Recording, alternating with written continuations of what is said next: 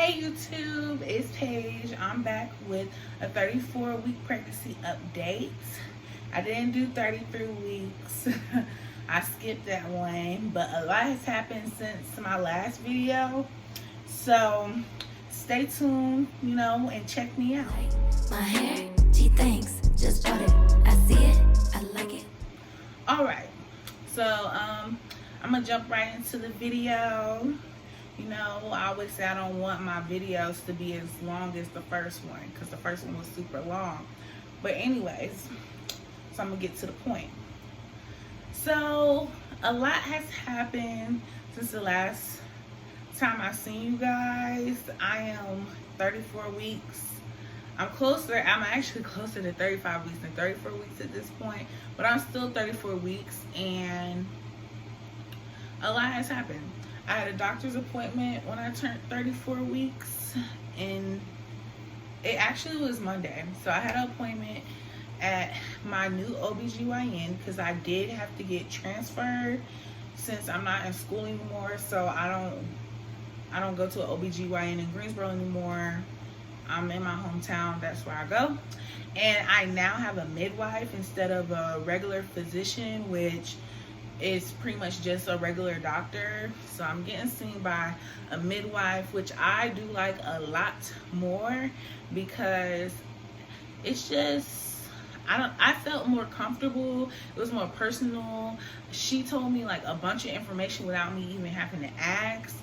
And at my last OBGYN, my doctor just didn't do that. It was like, if I didn't ask anything, then there wasn't much that she told me.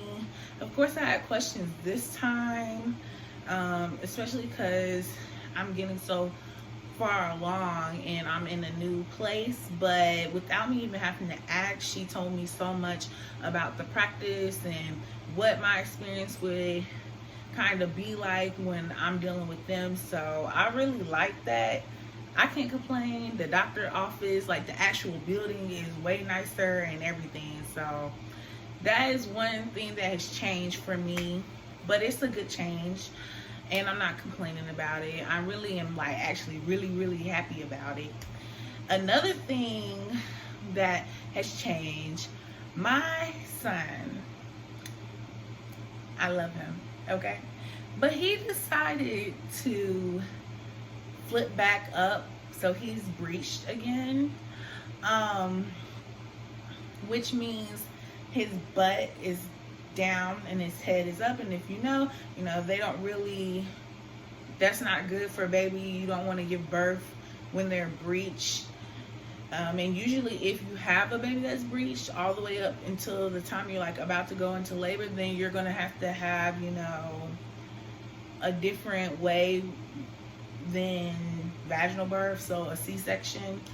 And so when I was 32 weeks, he was no longer breached. His head was down, he had flipped, everything was good. I was kind of excited. I was kind of scared because I'm like, I don't want him to come early or anything. So I'm like, he's preparing a little early, but it was a good thing because it's not abnormal for them to flip around that time.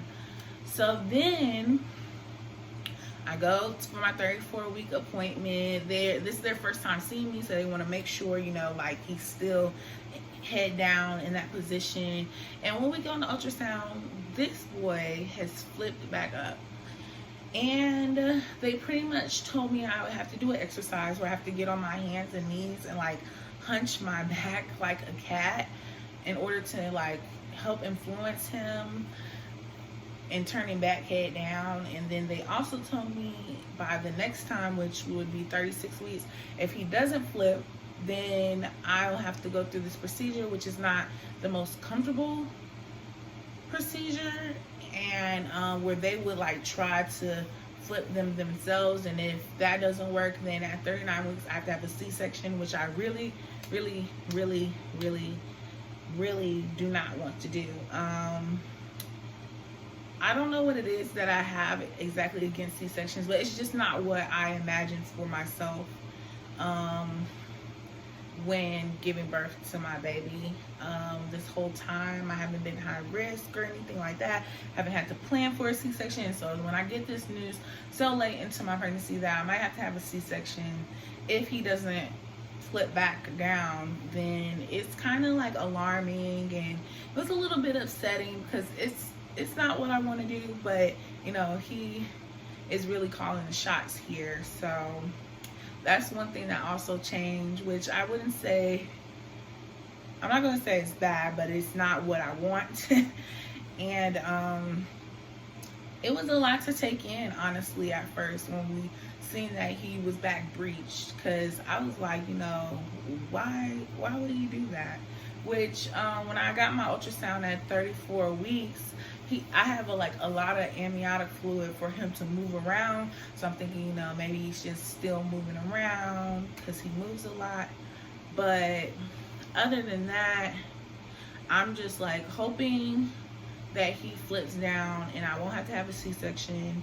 If I have to have a C-section, I am not gonna lie, I'm probably gonna cry. But as long as he comes out healthy either way, I'll be fine. It's just more of like a preference thing at this point as far as my feelings towards a C-section. Those are like two major things. Me changing OBGYNs and finding out that he's breached again. It's like really major things that I found out within these last 2 weeks. Another thing I did my maternity shoot, and I will put some pictures here so y'all can see. But yes, so I did a maternity shoot downtown. Well, it's like Midtown Charlotte. It was really pretty. I was kind of in a rush because you know, we had to beat the nighttime. You know, we wanted the sun out and everything whenever we took the pictures. And so me and my boyfriend, we took pictures. I took some by myself.